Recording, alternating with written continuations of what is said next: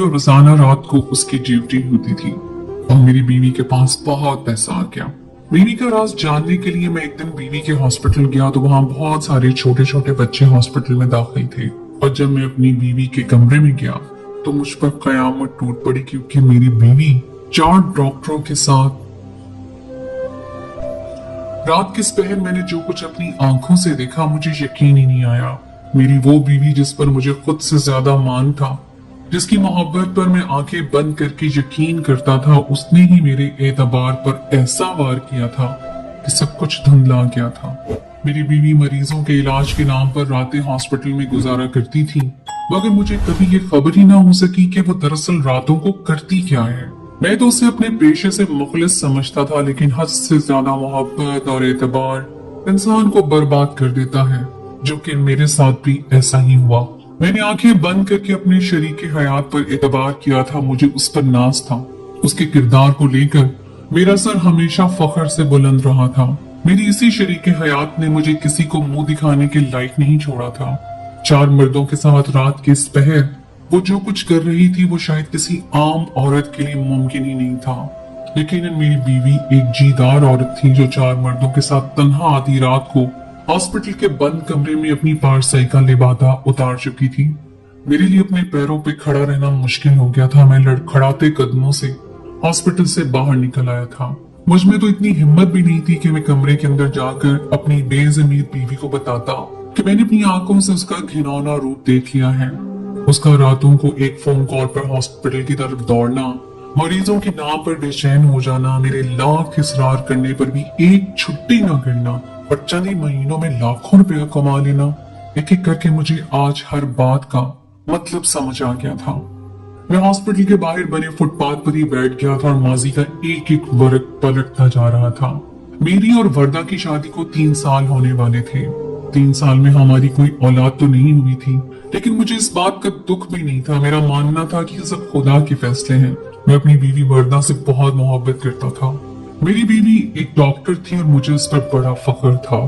दिन हो या रात, वर्दा कभी अपनी ड्यूटी से गाफिल ना होती। वो एक छोटे से हॉस्पिटल में काम करती थी और जब भी उसके पास हॉस्पिटल से फोन आता, वो सब कुछ छोड़ छाड़ कर सीधे अपने फर्ज निभाने हॉस्पिटल पहुंच जाती। मैं और वर्दा अलग घर में रहते थे, जबकि मेरी माँ, छोटे बहन भाई और बड़े बहन भाई एक साथ रहते थे। अलग रहने का फैसला मुझे वर्दा की वजह से ही करना पड़ा, क्योंकि शादी के वक्त उसका डॉक्टरी का आखिरी साल था और उसे रोजाना मेडिकल कॉलेज जाना होता था। इसीलिए जॉइंट फैमिली में रहना एक मसला बन गया। वर्दा के प्रोफेशन को देखते हुए मैंने एक अलग घर का इंतजाम कर लिया ताकि वो अपनी तालीम मुकम्मल करके अपने पेशे को जारी रख सके। मैं खुद एक फैशन डिजाइनर था और शहर के एक बड़े मॉल में बुटीक चला रहा था। हमारे घर के हालात भी काफी अच्छे थे, लेकिन जब वर्दा ने हॉस्पिटल जाना शुरू किया तो सब कुछ बदल गया। हॉस्पिटल वाले वर्दा को बहुत अच्छा पैकेज दे रहे थे और यकीनन ये सब कुछ उसकी मेहनत का सिला था। कुछ वक्त पहले ही वर्दा ने एक ब्रांड न्यू गाड़ी भी खरीद ली थी और महंगा तरीन मोबाइल फोन भी। ये सब मैं भी वर्दा को खरीद कर दे सकता था, लेकिन उसने ये सब कुछ अपनी मेहनत से खरीदा था। वो अपने बलबूते पर आगे बढ़ना चाहती थी और मैं उसका शौहर था, लेकिन उसे फिर भी मुझसे कोई सपोर्ट नहीं चाहिए थी। उसकी यही खुददारी उसे दूसरों से मुमताज बनाती थी। मेरे दोस्त भी मेरी पसंद और वर्दा की तरक्की पर बड़े खुश होते और कहते, यार वाकई तेरा नसीब बहुत अच्छा है। हम तो अपनी बीवी की फरमाइशों से ही तंग आ चुके हैं और तुझे तो कोई ऐसा मसला ही नहीं है। और उनकी ये बात बिल्कुल सच थी। वर्दा ने आज तक मुझसे किसी चीज की फरमाइश नहीं की थी, लेकिन फिर हमारी जिंदगी में एक ऐसा मोड़ आया कि सब कुछ बदल कर रह गया और मुझे पता चला कि जैसा इंसान किसी को दिखाई देता है वो वैसा नहीं होता। कभी कभी दूर से नजर आने वाला खूबसूरत मंजर दर हकीकत एक शराब के सिवा कुछ नहीं होता। मुझ पर भी एक ऐसी ही भयानक हकीकत उस वक्त खुली जब मेरी छोटी बहन की शादी शुरू हुई।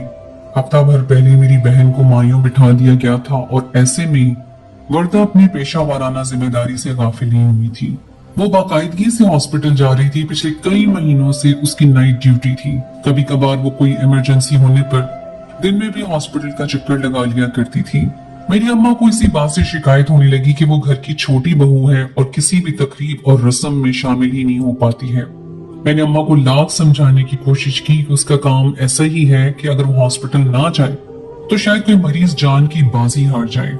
मेरी बात सुनकर अम्मा गुस्से से कहती कि तेरी बीवी हॉस्पिटल में कोई इकलौती डॉक्टर नहीं है, उसे चाहिए हॉस्पिटल से कुछ दिन की छुट्टी लेकर बहू होने का फर्ज भी निभाए।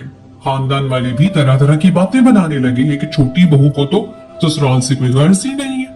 अब मैं अम्मा को क्या समझाता, ना मैं वर्दा से कुछ कह सकता था ना ही अम्मा से। और वर्दा से मैं अपनी पसंद से शादी कर चुका था और शादी से पहले ही वर्दा ने ये बात साफ साफ कह दी थी कि वो अपने प्रोफेशन के ऊपर किसी चीज को फौकियत नहीं देगी। मैंने भी जज्बात में आकर वर्दा से वादा कर लिया था कि मैं कभी उसके और उसके काम के दरमियान में नहीं आऊंगा, लेकिन अब यही वादा मेरे लिए निभाना बहुत मुश्किल हो रहा था क्योंकि अम्मा का दबाव बहुत ज्यादा बढ़ गया था। अम्मा चाहती थी कि वर्दा मेरी छोटी बहन रोमाना की शादी के हर फंक्शन में शामिल हो और हर रस्म में हिस्सा ले। देखा जाता तो उनकी बात भी ठीक थी क्योंकि वर्दा की मुस्तकिल गैर मौजूदगी ने रोमाना के ससुराल वालों और मेरे खानदान वालों को भी तशवीश में मुब्तला कर दिया था। सबको यही लग रहा था कि शायद हमारे आपसी ताल्लुकात ठीक नहीं है। रोमाना की शादी में 3 दिन बाकी थे और वर्दा सुबह के 8 बजे हॉस्पिटल से लौटी तो मैंने मोहब्बत से इसे समझाया कि वो हॉस्पिटल से सिर्फ 3-4 दिन की छुट्टी ले ले ताकि अम्मा की शिकवे शिकायतें दूर हो जाएं। मेरी बात सुनकर वर्दा को गुस्सा आ गया। उसने हाथ में पकड़ा अपना फोन उठाकर फर्श पर फेंक दिया। उसका गुस्सा ऐसा ही खतरनाक होता था। वो कहने लगी, आप लोगों ने भी महीने भर की शादी रख ली है, सादगी से निकाह करते और अपनी बहन को रुखसत कर देते। रस्मों के नाम पर 1 हफ्ते से शोर शराबा डाल रखा है। हॉस्पिटल में मरीजों को मेरी जरूरत है और आप चाहते हैं कि मैं इन फजूल सी रस्मों के चक्कर में मरीजों को छोड़ दूं? वर्दा का अंदाज इस कदर जज्बाती था कि मैं खामोश हो गया। वो एक गरीब घराने से ताल्लुक रखती थी। उसके वालिद मुकम्मल और सही इलाज न मिलने की वजह से इंतकाल कर गए थे। शायद इसीलिए उसे मरीजों का एहसास बहुत ज्यादा था। वो खुद कितनी ही बीमार क्यों न होती, मैंने उसे कभी छुट्टी करते नहीं देखा था। एक रात तो वो शदीद बुखार में तप रही थी, लेकिन जैसे ही हॉस्पिटल से फोन आया वो फौरन ही बिस्तर से उठी और हॉस्पिटल जाने के लिए तैयार हो गई। उस रात मैंने उसे रोकने की बहुत कोशिश की थी, लेकिन उसने मेरी एक न सुनी। मजबूरन मैं खुद उसे हॉस्पिटल के दरवाजे तक छोड़ कर आया। जब वो इतनी शदीद बीमारी में हॉस्पिटल से गैर हाजिर नहीं हुई थी तो अब मेरी बहन की शादी के लिए कैसे छुट्टी कर लेती। मैं 2 कश्तियों का मुसाफिर बन चुका था और अम्मा की तरफ देखता तो वो मुझे ठीक लगती और बीवी की तरफ देखता तो उनकी बात भी मुझे गलत न लगती। थोड़ी ही देर में वर्दा फ्रेश होकर आई और मेरे पास बैठ गई। उसका सर झुका हुआ था। वो कहने लगी, देखो ये बात, मैं जानती हूँ कि तुम्हारी इकलौती बहन की शादी है, लेकिन तुम्हें भी ये बात समझनी होगी कि मेरा काम बहुत अहम है। मेरे लिए 1 दिन की छुट्टी भी मुमकिन नहीं। मेरा हॉस्पिटल बहुत बड़ा नहीं है, वहाँ गिनती के ही डॉक्टर हैं। किसी एक की गैर मौजूदगी भी मरीजों के लिए मुश्किल हो जाती है। हॉस्पिटल वाले मुझे इतना अच्छा पैकेज इसीलिए दे रहे हैं क्योंकि मेरा काम बहुत अच्छा है। मैं पूरी लगन और मेहनत से अपना काम कर रही हूँ। मैंने एक नजर वर्दा पर डाली जो हमेशा की तरह खूबसूरत और पुरकशिश लग रही थी। जब से वो डॉक्टर बनी थी उसके अंदाज और फैशन भी जदीद हो गया था। उसकी खूबसूरती से तो मैं पहले ही मुतासिर था। जब मैं इस पेशे के साथ इस कदर मुखलिस देखता तो वो मजीद मेरे दिल में उतर जाती। मैंने वर्दा का हाथ पकड़कर उसे तसल्ली दी कि वो आराम से अपना काम कर सकती है। अम्मा और घर वालों को मैं देख लूंगा। मेरी बात सुनकर वर्दा ने मुस्कुराकर मेरे कंधे पर सर टिका दिया और कहने लगी कि एक दिन मैं इस मकाम पर पहुंच जाऊंगी कि दुनिया मुझे हसरत से देखेगी। मैं इतना पैसा कमाऊंगी कि मुझे किसी भी चीज के लिए तरसना नहीं पड़ेगा। मैं चाहती हूँ कि मैं ऊंचाई के उस मकाम पर पहुंच जाऊं जहां मेरे आगे सबका कद बहुत छोटा हो जाए। वर्दा की ये बात मुझे बहुत अजीब लगी थी। वो मरीजों का दर्द रखती थी तो फिर पैसा कमाने की ख्वाहिश क्यों कर रही थी। मैंने वर्दा से कहा कि हमारे पास पैसे की कौन सी कमी है, तुम बस गरीब लोगों की मदद करो, तुम्हारी सारी ख्वाहिशें मैं पूरी करूंगा। मेरी बात सुनकर वो हंस पड़ी और कहने लगी कि उसे अपने दम पर कमाना है। वो मुझसे भी आगे निकलना चाहती है। मरीजों का ख्याल तो वो बहुत अच्छे से रखती है। पैसा तो उसे हॉस्पिटल से मिलता है। ठीक है, तुम जो चाहो करो, लेकिन बस रोमाना की बारात में जरूर शिरकत हो जाना। बाकी अम्मा को मैं हर दिन खुद देख लूंगा। वर्दा ने मुझसे वादा कर लिया कि वो हर हाल में रोमाना की बारात में शामिल होगी। मैं मुतमईन हो गया था, लेकिन रोमाना की बारात वाली रात सब कुछ बदल कर रह गया। बारात से पहले के 2 दिन मेरी अम्मा का मिजाज बहुत खराब था। बात बात पर वो मुझे बातें सुना रही थी। पहले ही मैंने पसंद की शादी कर रखी थी और अब वर्दा का ये रवैया जल्दी में तेल का काम कर रहा था। अम्मा उठते बैठते मुझे कहने लगी, इससे अच्छा तो किसी घरेलू लड़की से शादी कर लेते, कम से कम वो तुझे और घर को वक्त तो देती। ये क्या कि वर्दा सारी रात हॉस्पिटल में गुजार कर आती है और सारा दिन पड़ी सोती रहती है। अब तक तुम दोनों की कोई औलाद भी नहीं हुई। मैं खामोशी से अम्मा की बातें सुन रहा था। बारात का दिन आ गया। वर्दा शाम से घर पर थी और बारात में शामिल होने की तैयारी कर रही थी। ये देखकर मुझे सुकून हो गया था और मुझसे पहले ही सज धज कर तैयार खड़ी हुई। उसे देखकर मैं हैरान रह गया, वो हमेशा से कहीं ज्यादा खूबसूरत दिखाई दे रही थी। हम दोनों घर से निकलने ही वाले थे कि वर्दा का फोन जोर शोर से बजने लगा। मैं गाड़ी की ड्राइविंग सीट पर बैठ गया। वर्दा ने दूसरी तरफ बैठे हुए फोन उठाया तो किसी इमरजेंसी पर हॉस्पिटल से फोन आया था। वर्दा कुछ देर तो ना आने की बात करती रही, लेकिन फिर आगे से न जाने ऐसा क्या कहा गया कि उसने कहा ठीक है। ये कहकर उसने फोन बंद कर दिया और मैंने सवालिया नजरों से वर्दा की तरफ देखा। वो कहने लगी कि मजबूरी है, बस कुछ देर के लिए उसे हॉस्पिटल जाना पड़ेगा। उसकी बात सुनकर मुझे गुस्सा आ गया। क्या सारे हॉस्पिटल में कोई दूसरा डॉक्टर नहीं है जो हर इमरजेंसी पर तुम्हें ही जाना पड़ता है? तुमने साफ साफ कहकर क्यों नहीं कहा कि तुम्हारे घर शादी है, तुम नहीं आ सकती? वर्दा की आंखों में आंसू आने लगे। वो नम लहजे में कहने लगी, आप जानते तो है मैंने कई दफा इनकार किया, लेकिन क्या करूं, मेरा मरीज है, मुझे ही उसकी हिस्ट्री मालूम है, इसलिए मेरा जाना बहुत जरूरी है। मैं बस कुछ देर में लौट आऊंगी, आप जब तक अपने घर वालों के आगे कुछ भी बहाना कर दीजिएगा। ना चाहते हुए मैंने वर्दा की मिन्नतों पर उसे हॉस्पिटल के आगे उतार दिया और सख्ती से ताकीद की कि वो जल्द से जल्द शादी हॉल में पहुंच जाए। मैं जानता था कि आज के दिन उसका होना किस कदर जरूरी है, नहीं तो अम्मा ने मुझे बिल्कुल माफ नहीं करना। वर्दा ने फौरन कहा कि हाँ वो जल्द से जल्द पहुंच जाएगी। वर्दा को छोड़कर मैं सीधे शादी हॉल पहुंचा तो तकरीबन सभी मेहमान पहुंच गए थे। थोड़ी ही देर में दूल्हे वाले भी आ गए। अम्मा और बड़ी भाभी मुझसे कई दफा वर्दा के बारे में पूछ चुके थे। मैंने यही कहकर उनको मुतमिन कर दिया कि उसे पार्लर में काफी वक्त लग गया है, जैसे वो तैयार होकर आएगी एक कॉल कर देगी और मैं जाकर उसे ले आऊंगा। अम्मा मेहमानों में मसरूफ हुई तो मेरी भी जान में जान आई, वरना उनके सवालों के जवाब दे देकर मैं थक चुका था। बारात को आकर काफी देर हो गई थी। निकाह पढ़ाने के लिए तैयार बैठे थे। सभी लोग रोमाना के पास मौजूद थे। अगर कोई नहीं था तो वो थी वर्दा। मेरी माँ ने कहर बरसाती नजर मुझ पर डाली। मुझे लगा कि मैं शर्म से जमीन में गड़ जाऊंगा। मेरी माँ जान गई थी कि मैंने झूठ बोला है और यही एक बात मेरा सर झुकाने के लिए काफी थी। मैंने कई दफा वर्दा को फोन मिलाया था, लेकिन न जाने वो कहाँ मसरूफ थी। उसने मेरा फोन नहीं उठाया। निकाह भी हो गया और मेहमानों ने खाना भी खा लिया। रोमाना के ससुराल वाले कई दफा वर्दा के बारे में पूछ चुके थे और खानदान वालों को यकीन हो गया था कि हमारी आपसी रंजिश है, शायद इसलिए वर्दा नहीं आई है। रुखसती से पहले रोमाना की सास कहने लगी, बहू डॉक्टर है, अच्छी बात है, लेकिन कम से कम अपनी इकलौती नंद के निकाह में तो शरीक हो जाती। रोमाना की सास की बात सुनकर अम्मा का सर झुक गया। रुखसती के बाद अम्मा गुस्से में कहने लगी कि तेरी बीवी की वजह से आज मेहमानों के आगे मैं बस जवाब ही देती रही। जितने मुंह उतनी बातें, हर कोई यही सवाल पूछ रहा था कि ऐसी कौन सी डॉक्टर है जो एक दिन की छुट्टी भी नहीं कर सकती। मेरी बेटी का नया नया ससुराल है, वो लोग भी इस बात को लेकर न जाने उसे कितने सवाल पूछेंगे। तेरी बीवी एक निकाह में भी शरीक न हो सकी, वो हमारे मरने पे भी नहीं आएगी। अम्मा के लहजे के तंज को मैं बखूबी समझ सकता था और सच तो ये था कि आज मुझे भी बहुत गुस्सा आ रहा था। क्या हो जाता जो वर्दा एक दिन हॉस्पिटल ना जाती और उसकी जगह कोई और डॉक्टर उसके मरीज को देख लेता। मेरा भी एक दोस्त डॉक्टर था, लेकिन वो तो हर किसी के दुख सुख में बराबर शरीक होता था। अम्मा की बातों और खानदान वालों के सवालों ने मेरे अंदर आग लगा दी थी। वर्दा ने एक दफा भी मेरा फोन नहीं उठाया था। मैं शादी हॉल से निकलकर सीधा हॉस्पिटल पहुंच गया। आज तक मेरा हॉस्पिटल के अंदर जाने का इत्तेफाक नहीं हुआ था। मैं हमेशा ही वर्दा को दरवाजे से छोड़कर चला जाता था। आज जब मैं हॉस्पिटल में दाखिल हुआ तो ये देखकर हैरान रह गया कि हॉस्पिटल में तो सारे ही बच्चे एडमिट थे। मेरी बीवी नेफ्रोलॉजिस्ट थी, इसलिए मैंने कभी ये जानने की कोशिश नहीं की कि वो किस तरह के मरीजों को देखती है। आज हॉस्पिटल में दाखिल होकर मैं चौंक गया था। ये तो कोई बच्चों का हॉस्पिटल मालूम हो रहा था। इत्तेफाकन मेरी नजर वर्दा पर पड़ गई, जो मुझसे काफी फासले पर थी और एक कमरे के अंदर दाखिल हुई थी। इसलिए मुझे उसकी तलाश में ज्यादा वक्त नहीं जाया करना पड़ा। मैं अभी भी शदीद गुस्से में था, इसलिए उसके पीछे सीधा उसी कमरे के अंदर दाखिल हो गया। लेकिन अंदर के मनाजिर ने मुझे दहला कर रख दिया। कमरे के अंदर वर्दा अकेली नहीं थी, बल्कि उसके साथ 4 और मर्द भी थे और जो कुछ उनके दरमियान चल रहा था वो देखने और सुनने के बाद मेरा दिल धड़कना भूल गया था। मेरी वो बीवी जिसे मैं लोगों का मसीहा समझता था, वो दरहकीकत अंदर से एक हैवान थी।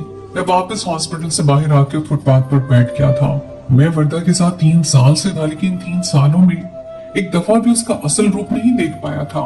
मुझे उससे नफरत महसूस हो रही थी, लेकिन साथ साथ खुद पर अफसोस हो रहा था कि मैं एक औरत का असल चेहरा नहीं पहचान पाया। मैंने वर्दा से बहुत मोहब्बत की थी, उसकी खातिर अपनी माँ को नाराज किया था।